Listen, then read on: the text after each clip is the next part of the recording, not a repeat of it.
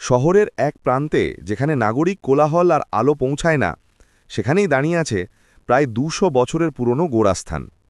চারদিকে উঁচু পাঁচিল, ভেতরে অসংখ্য শ্যাওলা ধরা সমাধি আর শতবর্ষী পেঁপে গাছ। দিনের বেলায় জায়গাটা গা ছমছমে হলেও রাতের আধারে তা যেন এক অন্য জগতের প্রবেশদ্বার। এই কবরস্থানের দেখভাল করতেন বৃদ্ধ কেয়ারটেকার বনোয়ারিলাল। তার বয়স প্রায় ৮০। কোঁচকানো চামড়া আর কাঁপা হাতেই তিনি এই বিশাল সমাধিভূমি সামলাতেন। বনোয়ারিলালের চোখে ছিল এক অদ্ভুত শান্তি, যেন তিনি মৃতদের জগতের সঙ্গে এক নীরব বোঝাপড়ায় পৌঁছে গেছেন। বনোয়ারিলালের একটাই কঠিন নিয়ম ছিল, যা তিনি বহু বছর ধরে মেনে আসছিলেন। প্রতিদিন রাত ১২টায় মোমবাতি জ্বাললে মৃতেরা শান্ত থাকে। এই মোমবাতি জ্বালানোটা স্রেফ প্রথা ছিল না, ছিল মৃতদের আত্মার প্রতি এক অলিখিত অঙ্গীকার। সম্প্রতি বনোয়ারিলাল অসুস্থ হওয়ায় তার তরুণ নাতি অতনু ২৫ সাময়িকভাবে এই দায়িত্ব কাঁধে তুলে নেয়। অতনু শিক্ষিত, আধুনিক মনস্ক। সে এসব প্রথা বা অলৌকিকতায় বিশ্বাস করত না। তার কাছে মোমবাতি জ্বালানোটা ছিল একটা অর্থহীন পরিশ্রম।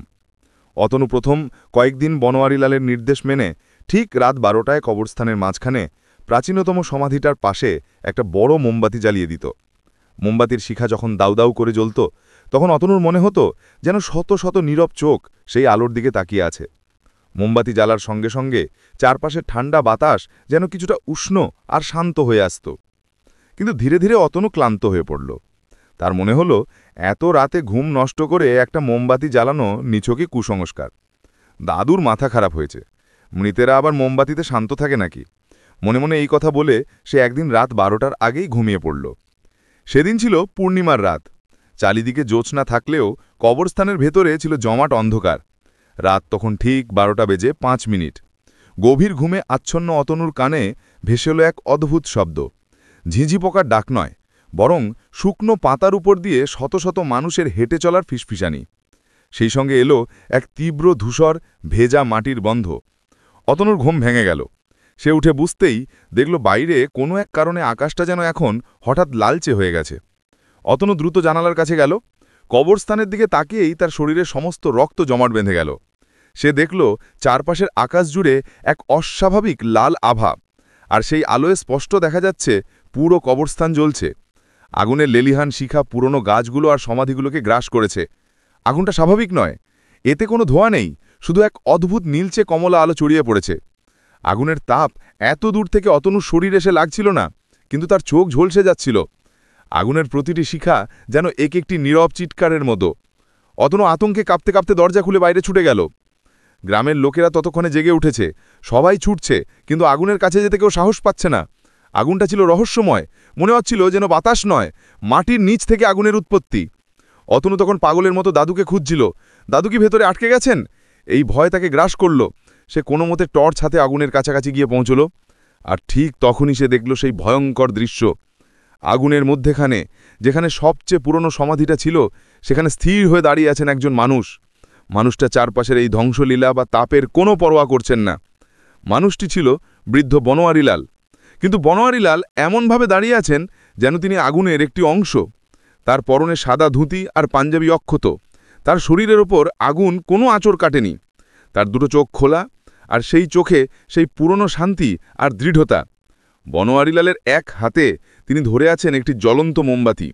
মোমবাতির শিখাটা ছিল খুব ছোট, কিন্তু সেই শিখা থেকেই যেন পুরো কবরস্থানের আগুনটা জ্বলে উঠেছে। মোমবাতিটি এমনভাবে জ্বলছিল যেন সেটাই এই আগুনের মূল উৎস। অতনু চিৎকার করে উঠল, দাদু, আপনি ওখানে কি করছেন? বাইরে আসুন। বনোয়ারিলাল অতনুর দিকে তাকালেন। তার চোখে কোনো রাগ বা বিরক্তি ছিল না, ছিল শুধু এক গভীর করুণা। তিনি কোনো কথা বললেন না, শুধু তার বাম হাতটা ধীরে ধীরে ওপরের দিকে তুললেন।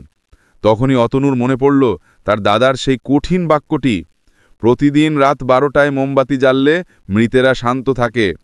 অতনু বুঝতে পারল সে মোমবাতি জ্বালাতে ভুলে গেছিল, আর সেই ভুলে যাওয়ার ফলশ্রুতি মৃতেরা আজ আর শান্ত নেই।